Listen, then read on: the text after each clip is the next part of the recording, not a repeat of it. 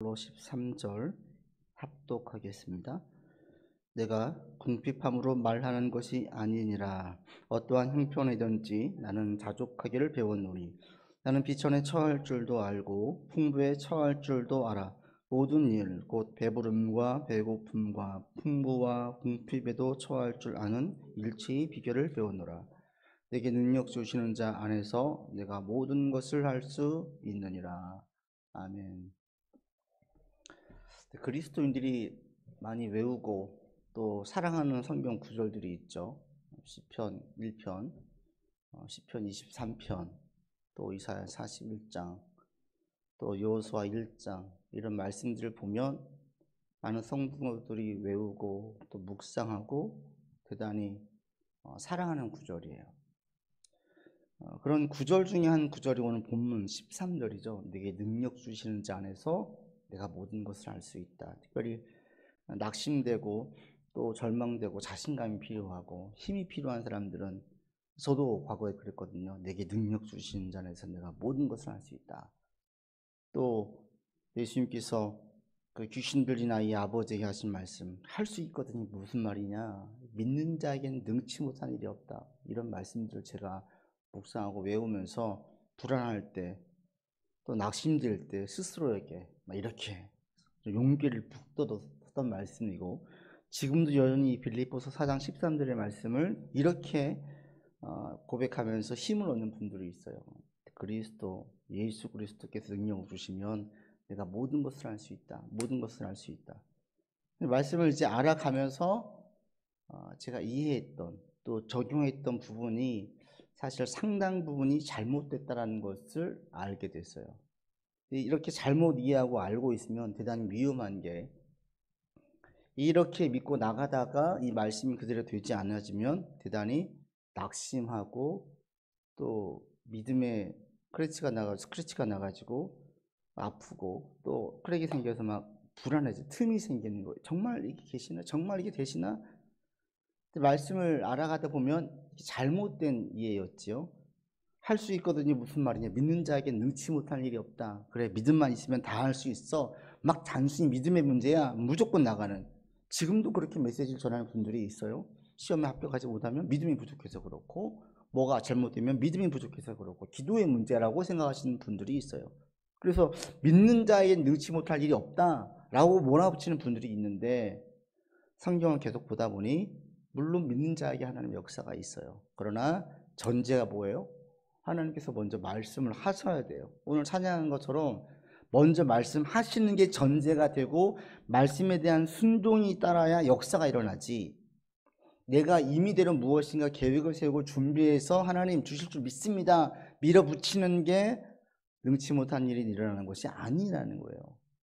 그 원리, 영적인 순리가, 방법이 말씀이 먼저 들리고 그 들린 말씀에 순종을 해야 어느 정도 인내의 시간이 지나고 나면 역사가 이루어지는 것인데, 이 말씀 들리는 순간을 빼버리는 거예요.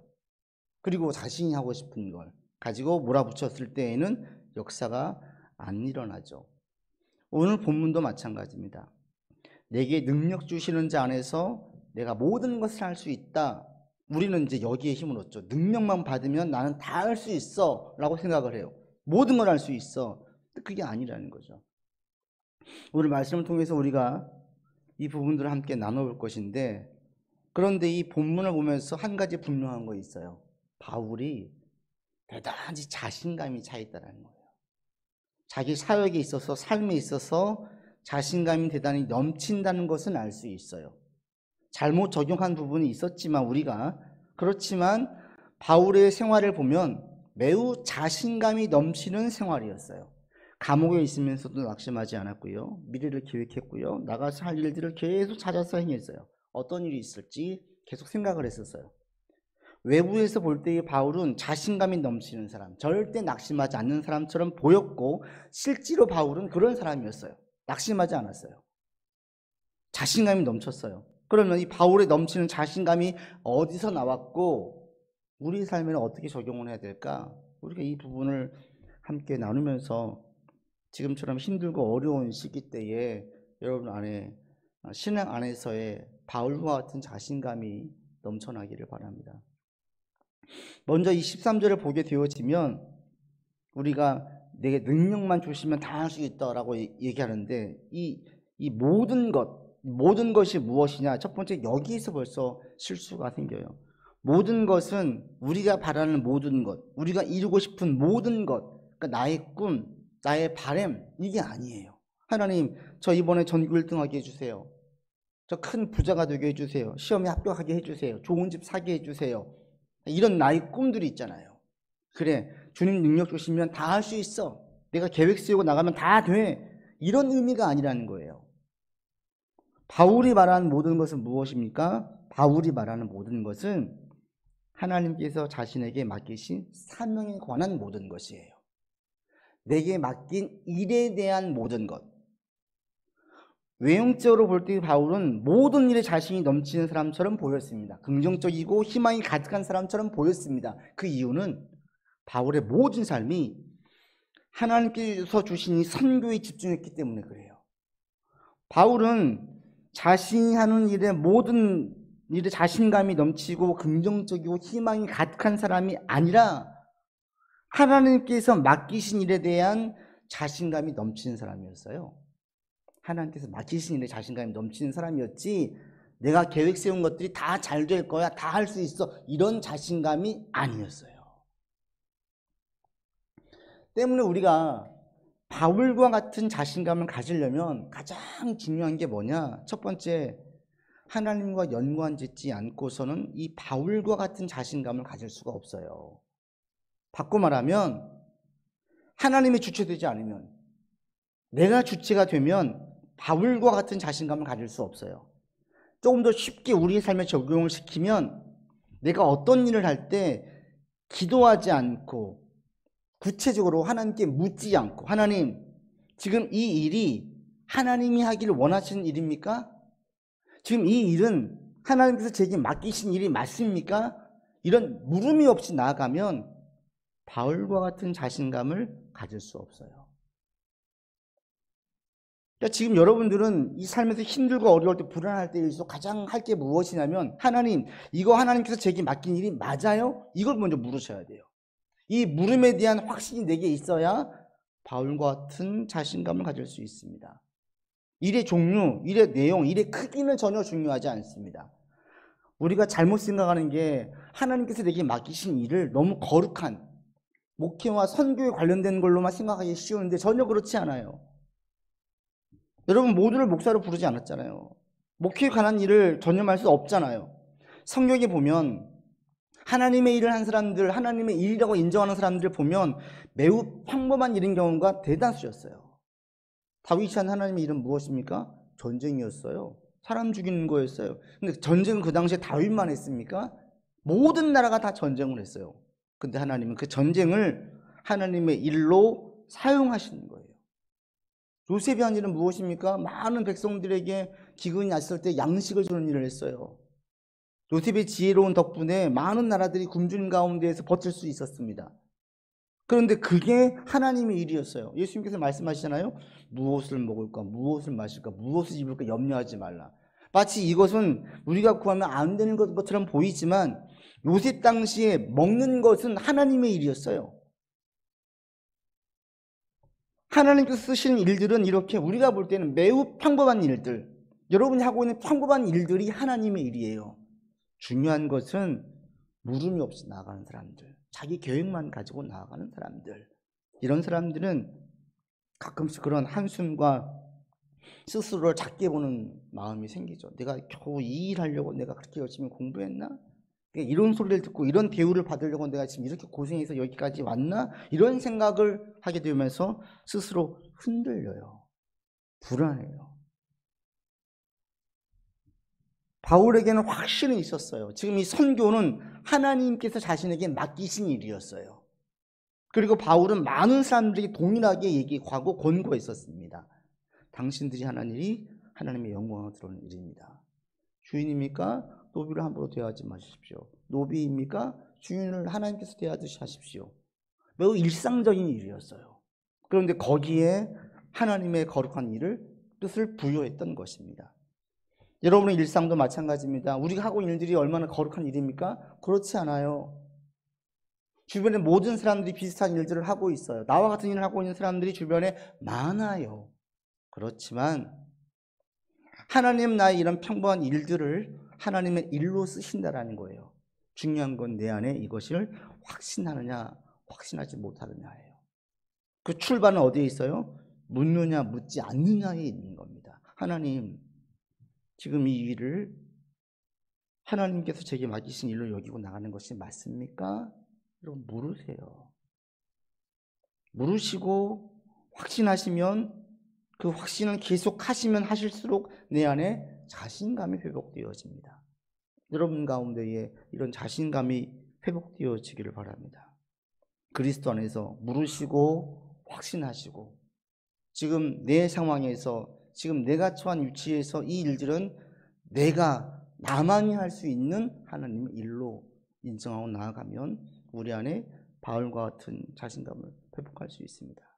이게 왜 중요하냐면 그때에서 비로소 책임지시는 하나님, 나를 도와주신 하나님, 끝까지 지켜주신 하나님에 대한 신뢰가 나오기 때문에 그래요.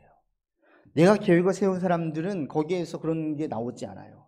그냥 하나님께서 나를 도와달라고 이야기하죠. 그런데 이 일을 하나님께서 내게 부여하신 일로 여기는 사람들은 그 다음에 이제 하나님의 속성을 보는 거예요. 하나님이 어떤 분이시냐, 내게 이 일을 맡긴 분이 어떤 분이시냐, 이거예요. 회사를 따져봅시다.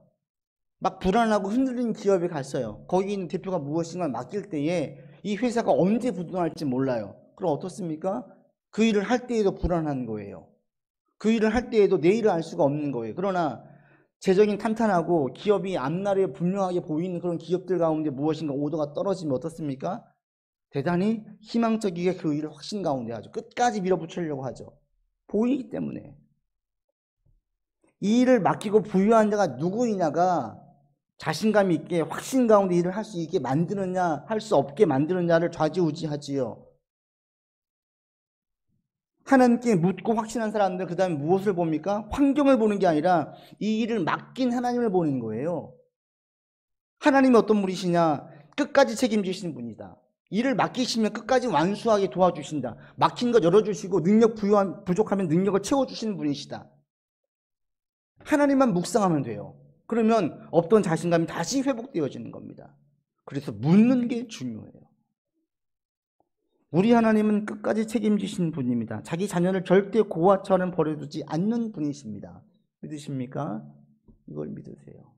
상황을 믿지 마시고 사람들을 믿지 마시고 먼저 하나님을 믿으세요.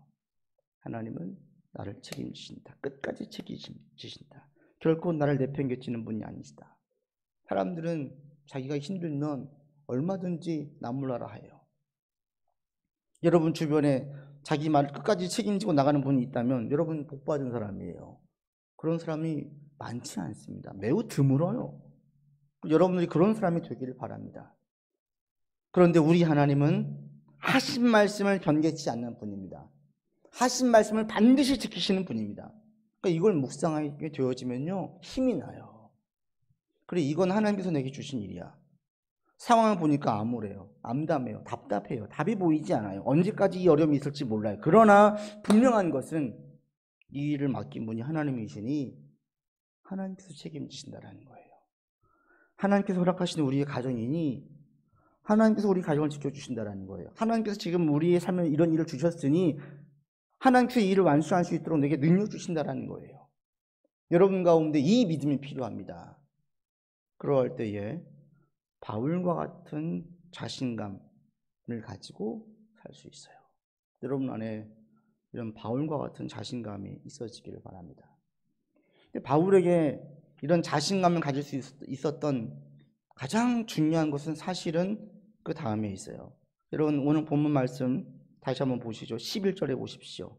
11절에 있습니다. 바울이 어떻게 해서 이렇게 자신감을 가질 수 있었느냐? 11절 같이 읽겠습니다.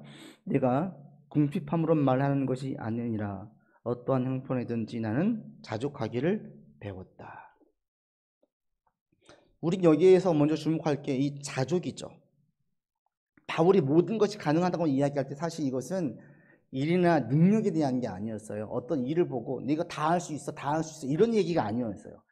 이 11절로부터 쭉 보게 되어지면 모든 것이 가능하다는 것은 상황이나 형편을 말해요. 내가 어떤 상황에 있든지 어떤 형편에 있든지 이게 별로 문제가 안 돼 이 말이에요. 내가 어떤 상황에 있든지 하나님께서 내게 맡기신 일을 감당할 때에는 전혀 문제가 안 돼. 어떤 형편에 있든지 하나님의 일을 진행해 나가는 데에는 별로 문제가 안 돼. 이런 의미예요.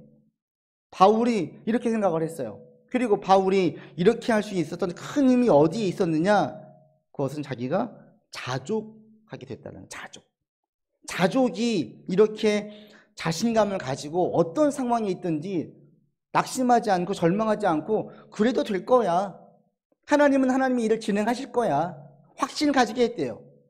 그런데 여러분 눈여겨봐야 될 게 자족이 아니라, 자족도 중요한데 자족 다음에 있는 말이에요. 자족을 어떻게 했다고 얘기해요? 자족하는 것을 배웠대요. 바울은 자족을 배운 거예요. 이 배웠다라는 게 이해했다라는 게 아니라 몸으로 경험하면서 배운 걸 말합니다. 그래요. 바울이 왜 이 자족하는 걸 배웠습니까? 바울은 예수 믿기 이전에 넉넉한 삶을 살았어요. 로마 시민권자였습니다.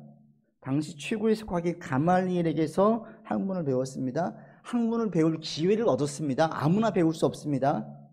그리고 그 당시에 고급 기술에 속하는 장막 치는 기술로 일정 부분 자기비랑 선교를 했습니다. 이런 기술을 배울 수 있는 기회를 얻었습니다. 이게 무엇을 얘기하는 줄 아세요? 바울의 집안이 꽤 빵빵한 집안이었구나. 바울이 꽤 부유한 사람이었구나. 어릴 때에 부족한 것 없이 고생하지 않고 자랐구나. 자신이 원하는 것들은 다 누리면서 살았구나. 자신이 배울 수 있는 기회들은 다 챙기면서 다 배우면서 살았었구나. 바울의 삶에는 궁핍한 것, 부족한 것, 굶주린 것이 없었어요.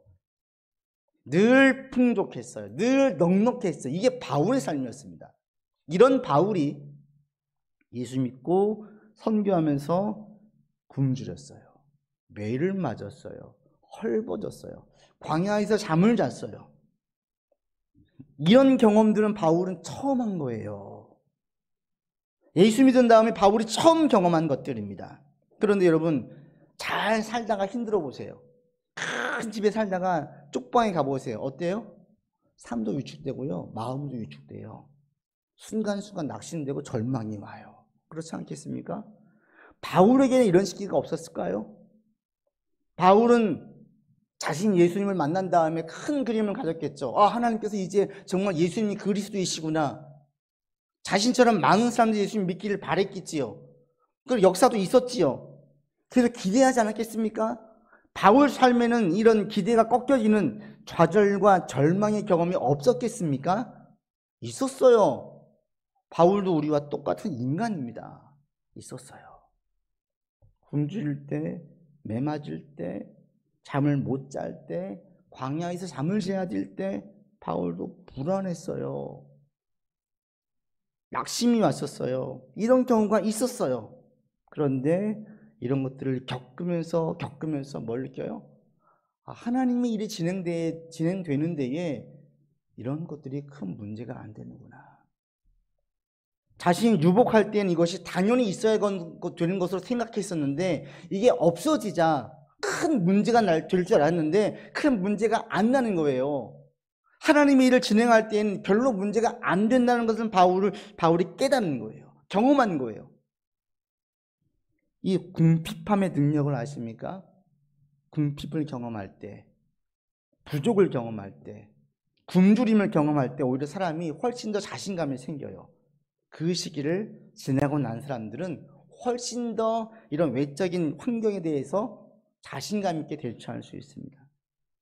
얼마 전에 우리 아이가 그러는 거예요. 되게 큰 일인 것처럼 아빠 그러면서 얘기를 해요. 밑에 우리 아파트 밑에 어느 층에 그 집엔 에어컨이 없어요. 에어컨이 없대요. 이거 뭘 얘기해요? 에어컨이 없어 어떻게 살아 이 말이잖아요. 에어컨이 없대요. 깜짝 놀라면서 그래? 진짜 덥겠다. 전 이렇게 얘기했는데 아이는 어떤 거예요? 에어컨 없이 어떻게 살아요? 이거죠. 여러분 어릴 때 에어컨 없이 살았잖아요. 다. 에어컨 없으면 죽어요? 에어컨 없이 더운 여름 보내면 끔찍합니까? 그 정도로는 느끼지 않죠. 에어컨을 늘 경험했던 아이들처럼 우리가 큰 충격을 받지는 않아요. 아유, 좀 덥겠다. 아유, 고생하겠네. 이 정도이지, 끔찍하다. 이렇지는 않아요. 조금 더 힘들겠네. 이 정도죠. 힘든 일들을 경험해 본 사람들은 그게 없을 때, 좀 더 궁핍하고 힘들 때가 와도 늘 풍족했던 사람들보다 정신적인 충격, 마음의 무너짐이 적거나 없어요. 빨리 회복되어져요. 빨리 이겨낼 수 있어요. 바로 이것이 바울이 궁핍함을 경험하면서 얻었던 자족과 능력이었어요. 외적 환경 때문에 바울은 크게 흔들리지 않을 수 있는 자신감을 얻게 된 겁니다. 이것들이 별로 하나님의 일을 하는데 문제가 되지 않아. 힘든 걸 경험하면서 바울은 얻은 게 뭐냐면 자족을 경험하게 되었어요. 그래, 뭐 없으면 조금 적게 쓰면 되지 뭐. 조금 몸이 좀 더 고생하면 되지. 잠을 조금 덜 자면 되지. 조금 더 허리띠를 졸라매면 되지. 이 정도로 생각을 하지, 없다고 해서 삶이 불행하거나 인생이 끔찍하다거나 이젠 내 인생에 소망이 없다거나 이렇게 생각하지 않는다는 겁니다. 근데 문제는 저와 여러분이 살고 있는 우리 한국 사회의 생활 구조예요. 지금 우리 한국 사회는 지나치게 물질을 크게 보게 만드는 구조고요. 물질이 없으면, 물질이 부족하면 못 살 것 같은 느낌이 들게 만드는 구조예요. 얼마 전에 한 지체와 얘기하다가 저도 이 사실을 다시 한번 깨달았어요. 외국에서 한 2년 살다가 들어온 한 지체가 있었어요. 그 지체랑 이야기하다가 들어와서 이제 한국에 들어온 지 몇 달 지나서 한국에 들어오니까 어떠냐, 좀 다른 게 보이냐 그랬더니 제일 처음에 한 얘기가 그 얘기를 하는 거예요. 근데 목사님, 돈을 좀 벌어야 될 것 같아요. 정말 돈이 필요한 것 같아요. 그래요. 왜? 돈이 없으면 여기서는 제대로 삶을 살 수 없을 것 같다는 거예요. 사람들 만날 때 옷도 좀 사야 되고요. 머리도 좀 해야 되고요. 그리고 TV를 틀면 나오는 광고들이 왜 이렇게 다 사게 만들게 광고를 멋지게 만드는지 사고 싶어진대요. 자신이 인연과 있었던 그곳에서는 광고를 보고 있으면 사고 싶은 마음이 안 든대요. 안 들었대요. 그냥 그런가 보다 했대요. 그럼 그 나라가 못 사는 나라냐? 우리나라보다 더 잘 사는 나라였어요. 더 선진국이에요. 그 사람들 더 여유 있게 살아요. 그런데도 거기에서는 한 번도 돈에 대해서 그렇게 크게 생각해 보지 않았다라는 거예요. 여기 들어온 지 몇 달 만에 느끼는 게, 돈이 없으면 살 수 없겠구나, 이게 들더래요. 제가 그 얘기를 듣고 저도 예전에 그 생각을 했었거든요. 다시 생각이 난 거예요. 정말 그렇구나. 저도 벌써 이게 익숙해지다 보니까 이런 우리가 무언가를 추구하고 돈을 사용하는 것들을 너무 당연시 여기는데 이것은 우리나라만 그러는 겁니다. 모든 나라가 그러는 게 아니에요. 저도 15년 전에 미국에 있을 때 기억이 났어요. 미국에서 오랫동안 살았던 집사님, 여집사님 한 분이 10년 만에 한국 가게 됐대요. 너무 좋아요. 들떠 있었어요. 그 한국에 다녀왔어요. 다녀와서 어떠냐 물어보니까 너무 좋았대요. 너무 좋았대요. 그런데 끝마디가 그거예요. 목사님, 그런데 저는 한국에서 못 살 것 같아요. 그래요. 왜요? 한국에 가니까 너무 죽겠는 게 그냥 나갈 수가 없더래요. 밖에 나가는 사람들이 전부 다 같은 헤어스타일, 전부 다 옷들을 어쩜 그렇게 잘 입었는지 자기처럼 후질근하게 옷을 입고 그냥 대충 뭐 이렇게 만지고 나가는 사람이 없더래요. 근데 자기가 미국에 살 때는 한 번도 어떤 옷을 입어야 되는지, 외모를 어떻게 꾸며야 되는지 신경을 쓰지 않았고 아무도 그런 것에 대해서 묻지도 않고 관심도 안 가졌대요. 그런데 한국에서는 너무 그런 것들을 신경 쓰지 않고 살 수가 없더래요. 그래서 자기는 받지 않아도 되는 스트레스를 받다 보니까 자기는 못 살겠더래요. 편하게 살고 싶대요. 그게 벌써 15년 전 얘기예요. 15년이 흘렀습니다. 지금의 우리 한국 사회는 돈에 대해서 더 민감해졌겠습니까? 둔감해진 사회가 됐겠습니까? 가만 살펴보니 더 돈 하는 사회가 됐어요. 그렇지 않습니까? 좀 우스운 게 20, 30년 전 한국과 지금의 한국을 비교해 보면 비교조차가 안 되죠. 3만 불이 넘었습니다. 선진국에 이제 우리나라 완전히 선진국이죠. 그런데 더 잘 사는 나라가 되었는데 돈 때문에 더 힘들어하는 사람들이 많아졌어요. 돈 때문에 죽고, 돈 때문에 자괴감을 느끼고, 돈 때문에 스스로를 루저로 여기고, 돈 때문에 스스로에 대해서 자기 인생이 끝났다라고 느끼면서 돈에 대한 갈망이 커지는 사람들이 더 많아졌어요. 지금 우리가 이런 사회에 살고 있음을 여러분이 아시기를 바랍니다. 제가 이런 말씀을 드린 얘기는 이만큼 잘못됐으니까 이런 얘기가 아니에요. 한국 사회가 지금 이렇게 우리 가운데 압박을 주는 것을 이걸 당연하게 받아들이지 말라는 겁니다. 다 그렇게 살아야 되는 것입니까? 그렇게 사는 것이 옳은 것입니까? 그게 아니라는 거예요. 그렇게 살지 않아도 괜찮다라는 거예요. 그렇게 살지 않아도 삶을 윤택하게 살 수 있고 행복할 수 있다는 것입니다. 이 한 가지만 절대로 보지 말라는 거예요. 한 가지만을 절대로 보면 이걸 못하면 큰일 나는 거거든요. 바울처럼 궁핍을 경험해보고 부족을 경험해보고 어려움을 경험해보고 나면 굳이 꼭 고액 과일을 안 시켜도 괜찮네. 꼭 남들처럼 다 하지 않아도 우리 아이를 키우는데 문제가 없네. 남들 다 사는 거 안 사도 내 인생이 그렇게 내 인생이 그냥 루저가 아니네. 난 여전히 만족하고 행복하네. 이런 거예요, 이런 거. 조금 불편할 수는 있습니다. 조금 더 신경을 써야 할 수도 있습니다. 그렇지만 별 문제 아닌 거예요. 바울이 이걸 경험했어요. 바울에게 빈궁의 경험이 자족을 배우게 만들었습니다. 바울이 만약에 빈궁을 경험하지 않아서 자족을 배우지 못했다면 지금 이 빌립보서를 쓰고 있는 바울은요, 대단히 낙심한 가운데 쓸 수밖에 없어요. 마음이 무너졌을 것입니다. 만약에 열정이 여전히 있었다면 불안과 초조한 마음에 잠도 못 잤을 것입니다. 어서 빨리 나가서 내가 해야 되는데, 이 환경이 빨리 끝나야 되는데, 이 생각만 했을 것입니다. 근데 바울은 그러지 않았어요. 왜요? 빈궁의 경험이 자족을 배우게 만들었고 하나님의 일을 하는 데에는 아무 문제가 되지 않음을 알게 되었어요. 바울이 지금 얘기하신 내게 능력 주시는 자 안에서 내가 모든 것을 할 수 있다는 이 자신감은 어디서 나왔습니까? 부름받음에 대한 사명, 그리고 돌보심에 대한 확신과 함께 자신이 빈궁의 경험을 통한 자족을 배웠기 때문에 그래요. 배운 거예요. 빈궁을 경험하지 않고서는 바울처럼 강한 자신감을 가질 수 없습니다. 이건 분명한 것 같아요. 늘 풍족한 삶을 사는 사람들은 아무리 믿음의 고백을 하고 부름에 대한 확신이 있어도 상황이 꼬이고 어려워지면 낙심해요. 상황을 크게 봐요. 절망해요. 그런데 빈궁을 경험해 본 사람, 큰 골짜기, 깊은 골짜기에 빠져봤던 경험이 있었던 사람, 사람에 대해서 깊은 배신을 경험해 본 사람, 자신이 진짜 믿었던 무엇인가 와르르 무너져서 하나님 이외에는 믿을 것이, 의지할 것이 아무것도 없음을 분명하게 깨달은 사람, 이런 사람들은 외적 환경에 크게 휘둘리지 않을 수 있는 자신감이 생깁니다. 제가 아는 어느 분이 그랬어요. 이번에 세금을 엄청 크게 맞았대요. 거의 뭐 한 20% 이상 세금을 떼간 거예요. 그래서 너무 힘들어서 속이 상했는데 남편이 그러더래요. 이전에는 더 없을 때 살았는데 뭐 그렇게 힘들어해? 그 말이 자기를 깨웠대요. 그분이 그래요.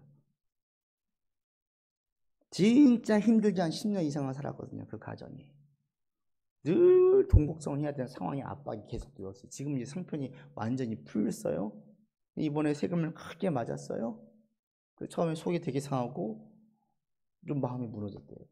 바로 일어나는 거예요. 별 문제가 안 되는 거예요. 지금 힘들고 어려운 가운데 있습니까? 많은 분들이 그렇죠. 이 시기를 여러분 자족을 경험하는 시기로 삼을 수 있기를 바랍니다.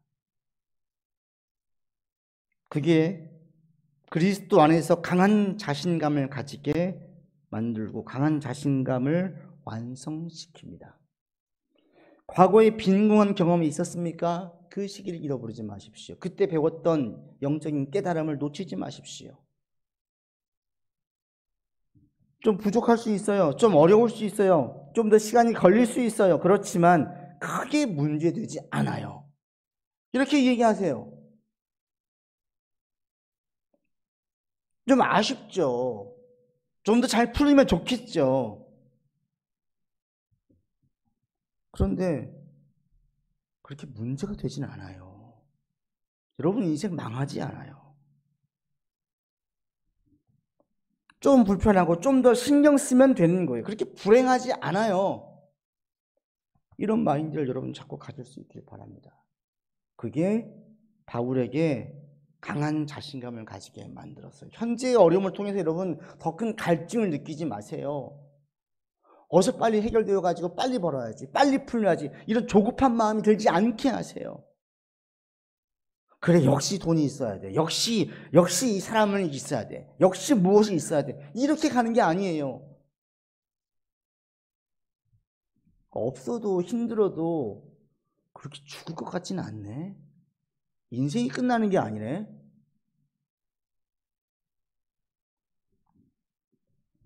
현재의 어려움을 통해서 갈증을 느끼는 것이 아니라 자족함을 배우고 이겨내는 여러분 되기를 바랍니다. 그래야 더 단단해져요. 담대할 수 있어요. 그래야 바울과 같은 자신감을 가지고 외적인 환경이 크게 휘둘리지 않을 수 있어요. 여러분의 신앙이 이렇게 성장할 수 있기를 바랍니다. 지금 내가 원튼 원치 않든 우리 모두 다 이런 훈련을 받고 있어요. 이러할 때에 어떤 분들은 이겨낼 것입니다.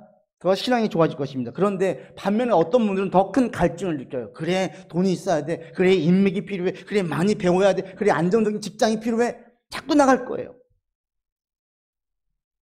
바울은 자족을 배웠습니다. 그 자족이 감옥에 있을 때 절망하지 않고 기뻐하라라고 헌면할 수 있었고 자신도 기쁨 가운데 있을 수 있었습니다. 지금의 어려움을 통해서 바울과 같은 넘치는 자신감으로 여러분 무장할 수 있기를 바랍니다. 말씀을 맺습니다. 자꾸 하나님께 물으십시오. 하나님, 저 지금 잘 가고 있습니까? 잘하고 있습니까? 이 일이 지금 하나님께서 저에게 맡기신 일이 맞습니까? 물으십시오. 그 다음에 책임지신 하나님을 신뢰하십시오. 내게 맡긴 일을 다 완수할 때까지 끝까지 책임지신 하나님, 심지어 능력을 부여하신 하나님, 병든 자를 고쳐주고 말씀을 전할 수 있는 능력과 권세를 주셨던 이 예수님의 능력, 성령의 능력이 우리에게도 동일하게 임해서 이 일을 완수할 수 있도록 능력과 지혜를 주신다는 겁니다. 믿으십시오. 그리고 여러분 스스로에게도 자꾸 말하세요. 없어도 살만하네. 좀 부족해도 살만하네. 좀 더 힘들고 좀 더 땀 흘리고 좀 더 잠을 적게 자면 되는 거 빼고는 괜찮네. 이거예요.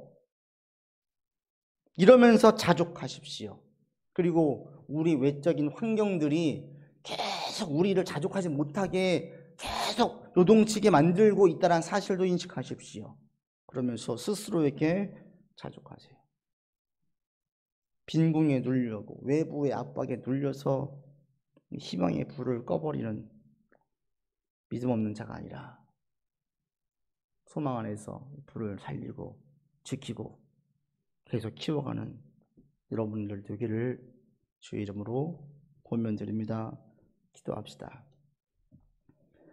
아버지 하나님, 감옥에 있던 바울은 자신감이 넘쳤습니다.